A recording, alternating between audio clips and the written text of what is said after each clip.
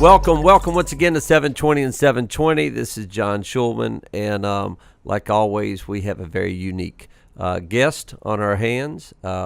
He is really kind of jack of all trades, master of none. I'm just kidding, Doug. You've mastered a few things. But we have Doug Brotherton on today. Doug is the head basketball coach at the Village School. I will talk about the Village School here in a second. But he also he's a very successful coach. He does FastModel. He does things for everybody to make life a little easier. Doug Brotherton, welcome to 720 and 720. Thanks so much. It's awesome to have a chance to spend some time talking to you this morning. Well, you're a good talker, but you're a better guy on the computer, and we're going to talk about that in a little bit to try to help young coaches, because this is a podcast to hopefully help young coaches. And I mean, you were a young coach, and now all of a sudden you're the head girls coach at the Village School. First of all, tell us your past, tell us where you've been, and then I'll go from there. Yeah, so I had an opportunity in college to be a student manager at Central Michigan University, and worked under two coaches, Jay Smith and Ernie Ziegler, that were really good to me. They opened doors and allowed our student managers to learn and grow and be in meetings and really be hands-on, which was wonderful and helped a lot. And by the way, Jay Smith is like one of the coolest guys in the world. I just wanted to let you know that. Really a good man. All right, so just keep on going. He's a good buddy of mine. Oh, awesome. Yeah, Jay's great. He's been wonderful to me and is doing a good job at Kalamazoo College now. And so I had a chance after that. I started off at a small rural public school coaching the girls varsity team, and was fortunate enough to have an AD that had coached herself and hired me at 20 years old to coach varsity basketball. I didn't have a clue what I was doing, and really I was telling people my passion, and her guidance kind of guided me through that job, and then had a chance at 25 to get the position at Mid-Michigan Community College. They brought back athletics, and so I got to start the men's basketball program from scratch and learn and make mistakes and grow, and then that led me down here to the Village School. The athletic director at the time had gotten his master's degree at Central Michigan, and my wife and I wanted to start a family, and so the Village School offered us a chance for my wife to teach kindergarten here at the school, and a lot of career growth and upward mobility for myself. I'm an assistant athletic director here now, and more than anything, start a family. We have 3 daughters now, and it's really been a blessing to coach and grow here at the Village School. So you're with the guys at Central Michigan. Now you're coaching girls, and you have 3 girls, married to a girl, and now you're being completely outnumbered by the female race. Oh yeah. It's I've become really good at saying yes and following orders, and just I would say I'm much more patient now than I was years ago. So but it's great. My wife keeps me in line, and it's kind of my checks and balances. All right, I was going to say any school that has "the" in front of it is a high level school. So you cannot be a decent school if you don't have "the." So when the Village School, just curious, how much is the Village School? If I wanted to I wanted to come in as a junior in high school, how much is the Village School?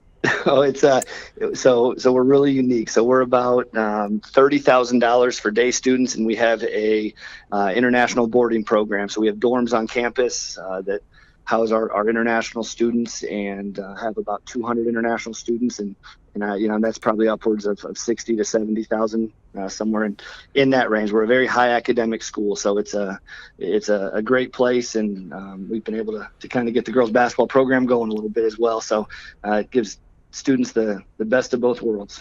I'm assuming if you're high academics, you're probably out of the classroom and just like an administrator, correct? Because I've seen your work. Yeah. I mean, come on now. All right. No, let me ask you this. It's interesting, and you just said something earlier. The AD or what was a Central Michigan guy, and that's how you connected from Michigan down to Houston. Is that correct? Correct. Yes. Yeah. Just through mutual contacts, and he gave me the opportunity to come build a family down here. Well, listen, and this kind of plays off of we had Katie Young Stout on a couple weeks ago, and very simple. to network and to network in a very genuine way. You never know. You never know who you're going to meet. You never know why you meet that person. You never know if you have anything in common. But if you'll just be open to meeting people and talking to people and connecting with people in a genuine way, you never know. I mean, did you have any idea that guy was going to be, that you knew a guy from Central Michigan was going to be at the Village School, and all of a sudden you were at one of the elite schools in the country? No, it was totally random, and I joke with him every time I have the chance to visit with our former athletic director, that I really just came down here because my brother had moved down a year earlier, and it was a free trip, and I was balling on a JUCO budget, and so I was coming down to see my brother, and just kind of fell in love with the vision that our school had to grow, and they've backed that up as we've seen our facilities and our numbers continue to boom. Well, I want to talk to you about a couple of different things. Number one, I will reemphasize it for you young coaches out there, work camps, go eat lunch with people, go do whatever you can do to kind of network and really in a genuine way. I don't like the word networking at all, just to be honest. I like relationships, and I like genuine relationships. I think network is just, hey, I'm going to say hi to you, and so I know you, and I move to the next coach. But I think relationships, who knows? You were at the academy when Kevin Eastman says, very simple, never pass up a basketball opportunity. Never pass up an opportunity. You're getting ready to go out to Snow Valley and hang out with Coach Showalter. You never know what will come from that, and so you've got to do it in a genuine way. And you do, because I'm not going to lie to you. You were phenomenal at Bill's camp, and I had a bad attitude about you to get started. I was like, who is this guy coming up? And Shearby you were phenomenal, and you connected to all of us in a very genuine way. So reemphasize, and you tell, how have you made your moves up the ladder, just because of the relationships? All of a sudden, do you do work with the Bulls also? Yeah, and once again, you couldn't be more spot on. That goes back to relationships. It's been funny. I did some couple years of regional scouting with the Bulls, and obviously when people see stuff on social media, they contact me and want to know what my genius is, and I don't have any genius. What it comes down to is a former player of mine when I started an AAU program when I was in college is now the video coordinator for the Chicago Bulls, and it ties back to relationships. And he actually called me on April 1st, just by chance, a few years ago, and I thought it was a joke, an April Fool's joke, and I hung up on him, and was really glad he called me back because he was serious when he talked about it, because he knew I had grown up a Bulls fan, and so, like a lot of kids in the time when Michael Jordan was doing his thing, and so it really was just solely relationships. He called me because he knew I was down here and knew that I loved the X's and O's and loved the game, and Paul gave me that opportunity. So. Well, like I said at the Billis camp, and at that camp, everybody's trying to get to know Jay Billis, and everybody wants to know Jay and try to. It ain't about Jay. It's about those 40 developmental coaches that we have in that room. Don't try. That's great. Get to know Jay, take a picture, whatever, but get to know each other, because there may be two people in that room that will end up being a Division I head coach, or end up being with the Hornets or whoever. So get to know in a very genuine way, how I got started at a basketball camp back in the day. That's what you did. You went to work, you got out of college, you got out of school, and then you went and worked 8 straight weeks of basketball camps. And the first camp I worked at was Furman University, and met a guy named Dave Conrady, and we hung out and welcomed teams for team camp. And from that moment on, I guess 17 years later, I became the head coach at Chattanooga. Who was my first hire was Dave Conrady. I met him at a camp. And so we cannot emphasize enough, and we'll keep on re-emphasizing, meet people in a genuine way. Don't just network, do it the right way, and stay in touch with those people and stay interested. And I think it'll take you a long way. And it's taking you a long way, Doug Brotherton, to the Village School in Houston. Did you ever think you'd live in Houston? No. My wife and I grew up in small rural towns up in Michigan, but I'll tell you what, I haven't had to shovel my driveway or scrape off my car very often down here. So it's been a wonderful move for us. But no, that was not planned. All right, explain to me for a bunch of coaches out there, because I got a buddy of mine that just made the switch from men's basketball at Gardner Webb to he's a women's assistant at Dayton. Explain to me the difference as you make the switch from coaching men to coaching women, because there's a lot of guys. I think there's a lot of opportunity to me. There's a lot of opportunities on the women's side that guys are scared to make the jump. They're freaked out that I can't coach girls or whatever. Tell us how you did it, and I mean, did you? I think you got beat in the state championship game, correct? Yeah. We lost to a legendary high school coach named Andy Zillman, he was honored at the women's Final Four for over 1,000 wins. He won his 26th state title in their win against 26. 26 of the last 38 state titles. Why am I talking to you? I should be exactly. talking to him. What is the issue here? All right, explain to me, as you made that move really to college men to high school girls, tell us, the transition, I guess, and help some young coaches, because there's some great opportunities on that women's side that people aren't looking at. Yeah, I do think that what it comes down to, I think the biggest difference is just the extra time on the women's side you have to put into relationships. I think the coaches that do it best, on the men's and women's side, do a great job of laying a foundation with their players. But one of the things that I really struggle with at times when I talk to males who are thinking about coaching the women's game is when they say, oh, you can't coach them as hard, and you can't yell, and you have to be soft. And I would fight that tooth and nail. If anybody walks into our gym for a practice or a game, none of those words apply to the way that we coach our young ladies. And I think what it comes down to is they sign my door every day as they walk through school so I can check on them and see how they're doing outside of basketball. I've got a big tub of animal crackers. They'll come in and sit and we'll visit and talk. And because of those relationships, I don't coach my high school girls basketball players with any less intensity as I coach junior college men's basketball. And, I just think every kid has a different story. And once you kind of connect into them and feed into them, it really isn't that different. We, as a high school girls basketball team, made almost 300 threes this season. We scored almost 70 points a game. So we're pretty skilled, and it's a beautiful brand of basketball when our kids are sharing it. And so I just think that, it's one of those things that there's a lot of stereotypes that go to women's basketball. But I think when you dig a little bit deeper and you figure it out, it's great basketball, and it's just not a whole lot different. Our core values when we built our program here is the exact same core values as when we built our program at Mid-Michigan Community College. And maybe the messaging changes a little bit, but not much. It's, these are athletes that we're coaching and people, and we're going to hold them accountable and get after it. And our standards don't dip just because they look a little bit different and maybe our travel gear is a little bit smaller. Tell me your core values there and what they were in Michigan and down to the Village School. Yeah, and so our biggest core value for us is what I talked about and what we've talked about the entire time so far is relationships. We want to establish relationships. If we don't have meaningful relationships, we're not going to get the most out of our players. And so that's something we talk about. Our kids are people before they're players. I think the quicker that coaches realize you're coaching people, the better opportunity you have to connect and maximize, each one of those kids. Another one for us is trust the process, which is a phrase the 76ers use. We have used it forever. And that stems back to, I read a book called Burn Your Goals by Josh Metcalf that I'd highly recommend. And what it did for me personally is it gave me terminology and some easy takeaways I could share with our kids that aligned with our philosophy and really just that we're not results based. If we have an offensive possession where we drive it, swing it, we make a one more and we miss a wide open corner three, that's a great offensive possession regardless of whether or not we made or missed the shot.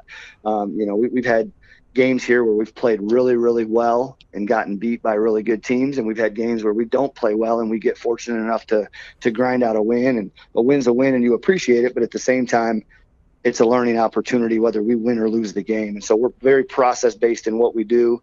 Servant leadership is our third core value.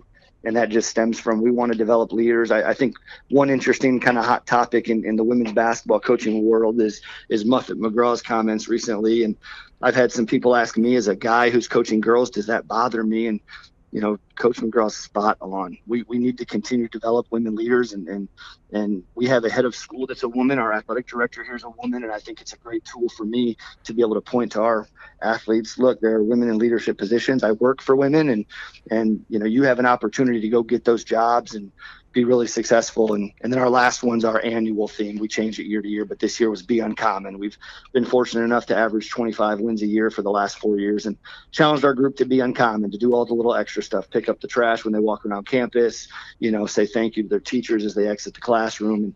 And I thought our kids did a good job of that, and we were fortunate enough to reel off 39 wins this year and the first basketball district championship in our school's history. So that was our fourth and final core value there of our program. Doug, how many games you win?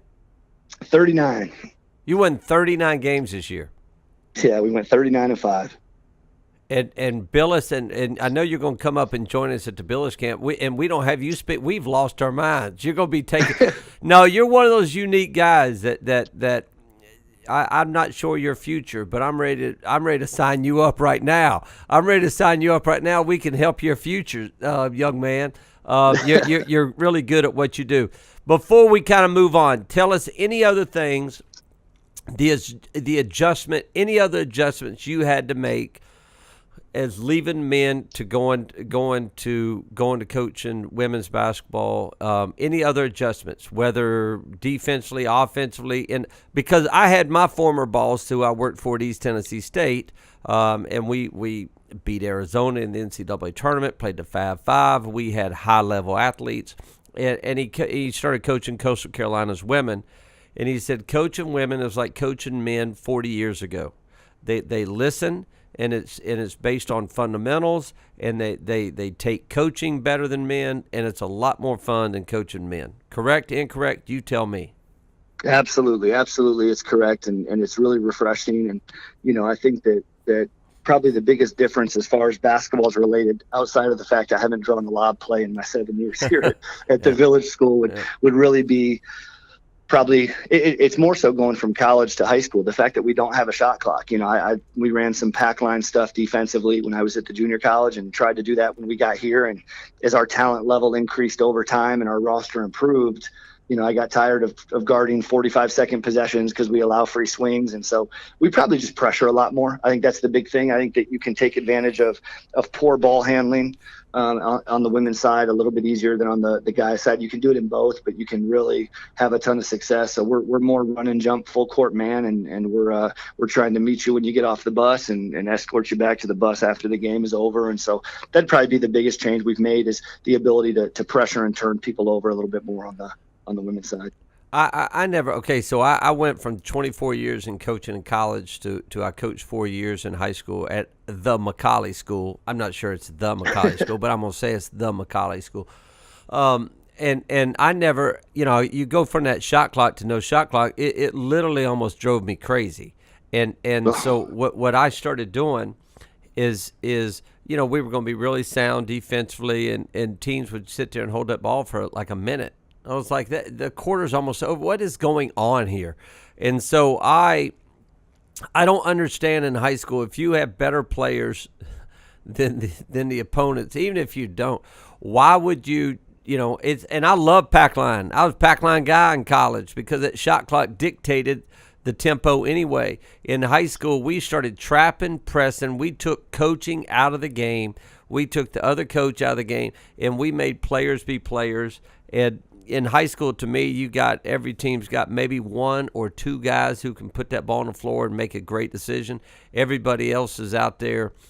Maybe they're football guys playing basketball or baseball guys. They don't know how to play. They know how to run plays, but they don't know how to play. So trap them, go crazy, and it sounds like you have a very similar mindset than I had. Absolutely, and I couldn't agree more. We're talking more and more about the shot clock with our Texas Association of Basketball Coaches Board, and just trying to get people on board. I will say, they did a nice job down here and let our coaches have a kind of open discussion about it. But majority of the high school coaches, surprisingly, did not want a shot clock, and I think it's more so a fear of change. And we tried to do a good job of pointing out a couple things. One of them is that when you have the shot clock, it rewards great defense. If I play great defense on you for 30 seconds, 35 seconds, whatever your shot clock is, and you're forced to take a bad shot, that's because we did a great job. And then the other side, another coach in the room, it was great. People talk about the challenges to find people to work the clock and how are you going to do that? And that's real. I understand that, but there's a play clock in football, and every high school program in the country finds people to work that play clock, and they get the play clock installed. And so I just think it's something that hopefully here, I know some states are starting to do it. Hopefully everybody does it. I think that shot clock is beneficial to the development of the players and the coaches as well. Remember, Doug, what you just said, that was the 25-second, the play clock in football, right? That's football. All right, and you're I mean, I love football. I love football. I'm not black. I love football. But football in the South, if they had another clock and they had to add 17 more people and put $17 million more dollars in it, they would do it.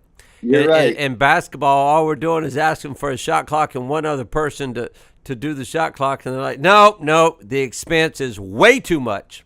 and now you got the expense of the shot clock, you got the expense of the person running it, and they got to be educated. Oh my God, they can't be educated and run the shot clock. And so I don't know. You tell me, how close are you all? How close is, you're on the board, the Texas High School Association down there. I mean, you tell me, how close are y'all to having a shot clock? Honestly, I don't think we're that close. I hope I'm wrong. There's people in higher positions than me that are probably more dialed in, but as we walked out of that conversation, I didn't have the impression that we were all that close. And hopefully more states jump in and hopefully we follow. You're right. That football take as far as the South is spot on. There's no doubt it's a little different conversation probably in their coaches board meeting. So you think? But we're not there yet. So shoot, they're taking money out of your budget, young man. I'm just going to tell you that right now because they need new helmets. All right. Let me ask you this, and I really think, when you started speaking last year, I think this is a huge thing for young coaches, old coaches, anybody that understands. I learned from a guy who would carry around a legal pad, and he'd write every set of that we used in a legal pad. Then he'd lay that thing down, and he'd lose that, and he'd get the next legal pad, and he'd end up having about 7 legal pads. And I thought that looked cool. And we had every one of our sets under OB, side OB, everything in a legal pad that he would lose by the end of the year. And now we've lost all the stuff, and then we just started over again. Tell us about, because you work for FastModel, tell me how, if I'm a young guy or an old guy, how that can really help me, because I think it is ingenious and I love it. And tell me about it.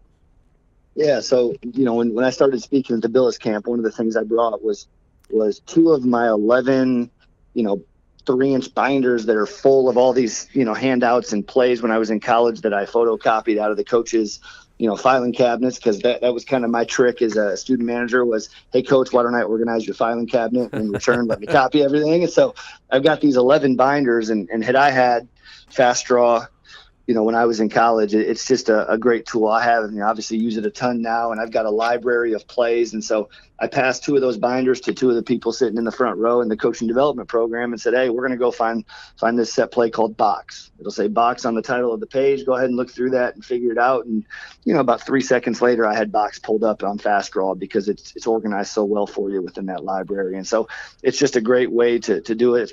I use it, to put stuff on social media, but also, whenever I'm doing that, I'm just creating my own library. And so I've got stuff, I have just a zillion plays from March Madness this year. Same thing as the NBA playoffs are going on right now. When I see a great set, I will jot it down and draw it up on Fast Draw, and then I've got it, and it's not hard for me to track it down. I know, my favorite set I've seen, Coach, was the one out of Virginia ran an elevator set where they run a guy through an elevator screen, throw it to him, and Kyle Guy dribbles baseline, and it looks like they've guarded it really well, and they took the top screener in that elevator and screened for the point guard, threw it back, and hit a big 3, and everyone sitting around me is yelling, what a shot, and I'm yelling, what a set. Absolutely. And I'm trying to draw it on a napkin so I could dial it up later. And so that's something that anybody we play on our schedule next year, that's coming out against somebody at some time, because I've got it tagged there in my Fast Draw to use it with our team this upcoming season. No, it's very simple. If you're a basketball purist, I mean, I remember the exact set. and you think you've got it guarded, and then they pin back in for the point guard coming back to that ball side for a three. Yep. It's a similar thing for like a Belmont. I knew Belmont was going to run that back cut play. Oh, One of their back cut plays. You're just sitting there trying to figure it out. And I knew, Maryland's over there, Turgeon's over there yelling and screaming, back cut, back. Who knows if you can guard that? But you knew that because it's in your playbook. Same thing with last year with Loyola. I watched, and Porter Mosier's a buddy of mine, and I reached out to him after the game. They threw that thing in a post. He takes one dribble baseline, flings it on the baseline, and they pin in, hammer down on that backside. And I'm going, oh, my God. I mean, that is great stuff. And you write it down, and most of us write it down, put it in a notebook, and lose it.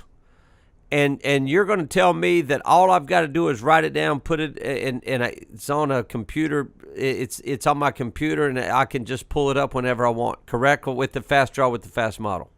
Yeah, correct. And what's even better about it, so one of the things I do in the library is once you draw it in, you file it. So for example, that Virginia play is filed in one of my series in my library that says March Madness 2019. Well, I was also able to copy it into a separate folder, which is ATOs for 1920.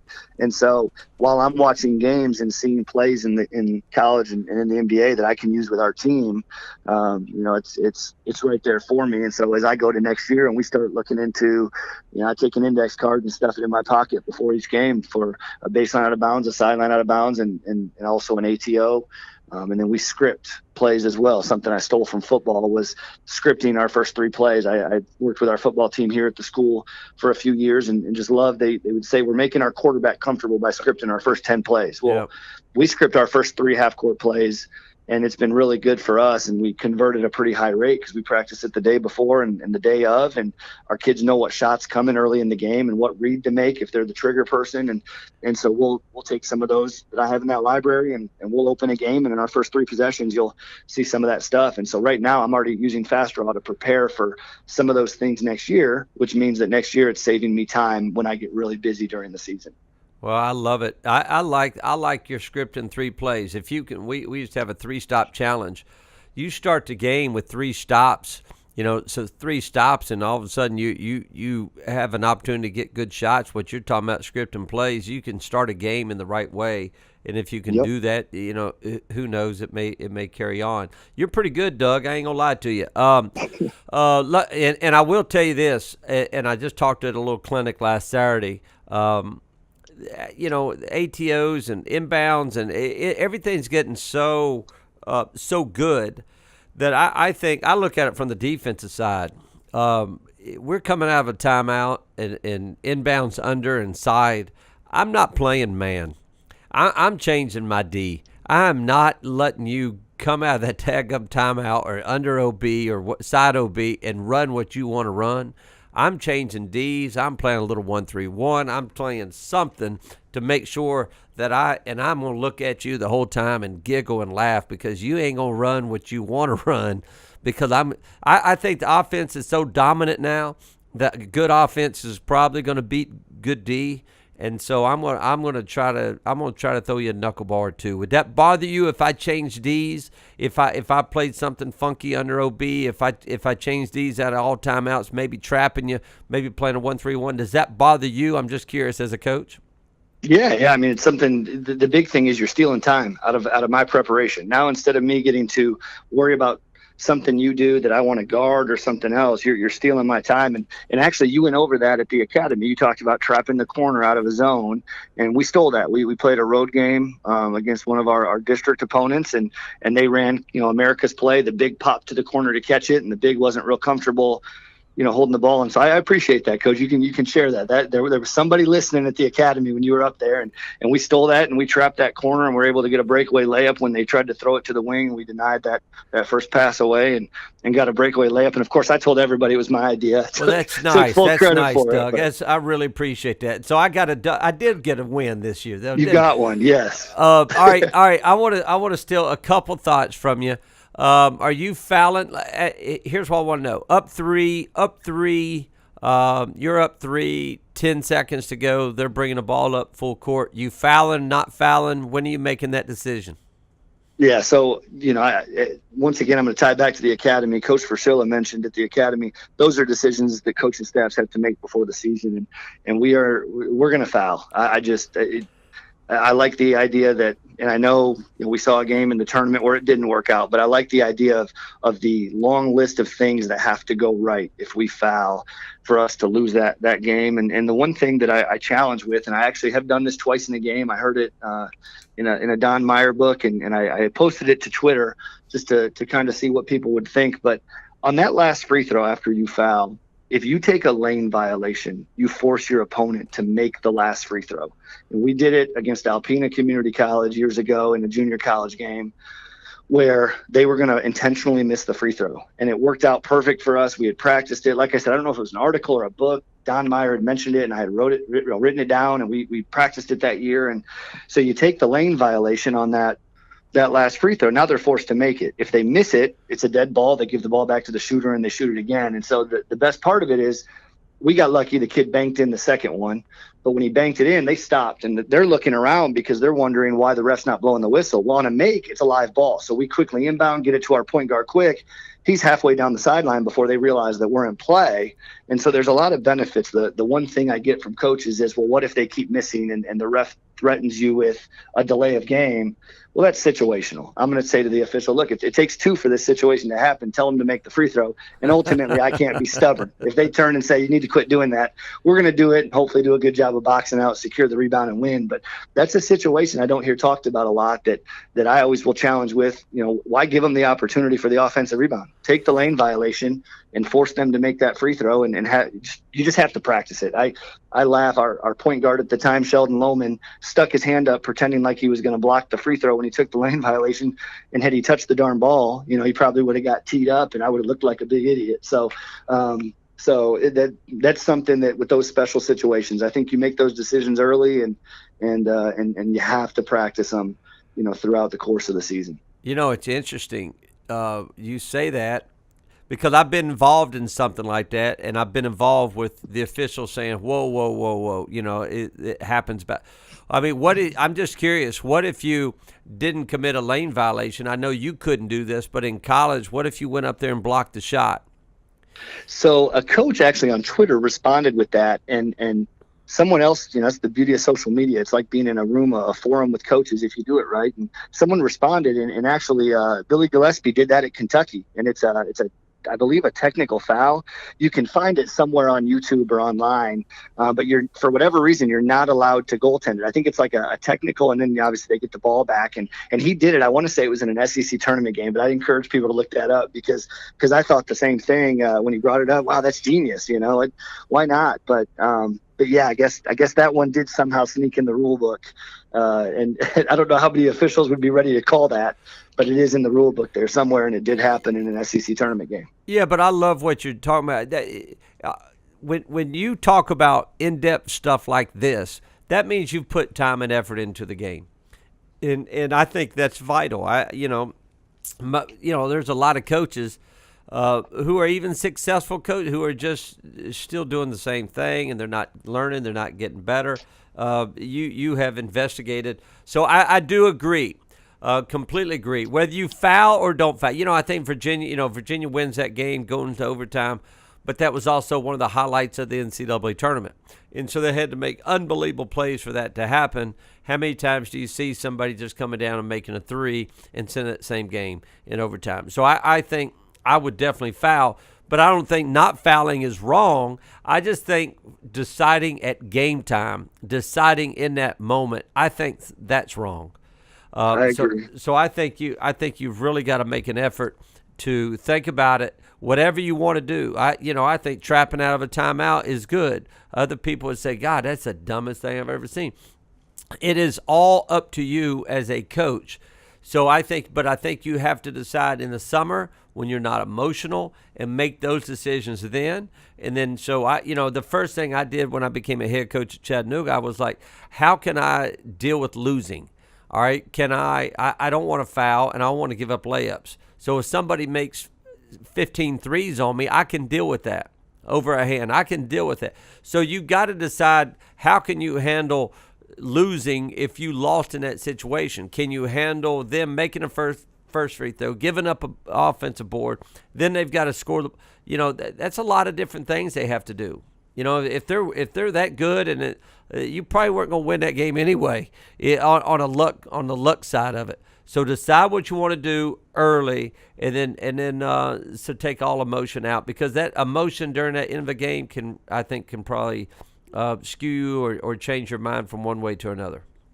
Yeah, no, I would agree. And one phrase I really like that I don't even know where I got it, but I heard someone say stubborn gets you beat. And that's one thing that I encourage, just to really understand why you're making the decision. It's the same way you ask me, I better have a detailed answer, because I've got to answer to our kids, our parents, our community at the end of a game, win or lose, and be able to say, here's the reason why I made this decision and why I believed it was the best thing for our kids. And if you're stubborn and, well, this is how we've always done it, I would challenge coaches to go find answers. When we're sitting at Billis camp and you've got Mike Dunlap in the back taking notes, and the guy knows more basketball or has forgotten more than all of us know, it was incredible. That was unbelievable to see him back there jotting stuff down, and I'm talking and wanted to go back. I figured when I was up there, he was probably like drawing a funny picture of me, but it was unreal. And I think that was a great thing. As stubborn gets you beat, and you better keep looking for answers, because the game keeps changing.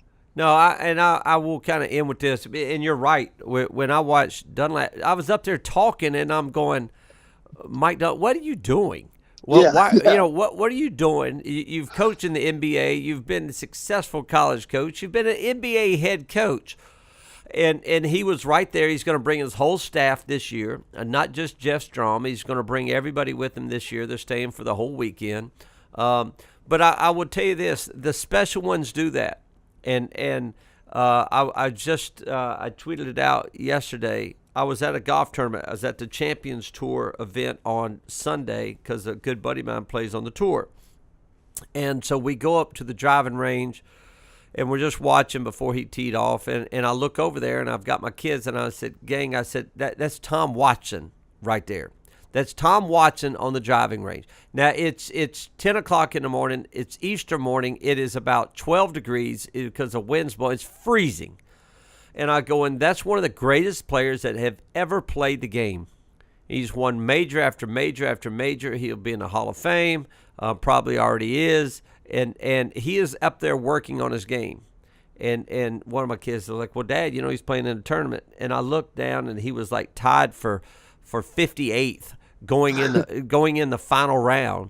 He's probably worth $300 million, and he's up there working on his game. And you're going, why is he working on his game? He doesn't have to do that. Why is he doing it? Because that's what made him special to start with. And it was very strong for me to watch Tom Watson on that daggum driving range. Also very strong to watch Mike Dunlap taking notes when me and you were up there speaking. And then you got a guy named Alan LaForce, who was my boss. We talked about it earlier, from ETSU, went to Coastal Carolina. He's 84 years old, not coaching, and gets up every morning and works on his X's and O's and still tries to get better, and he's 84 and not coaching.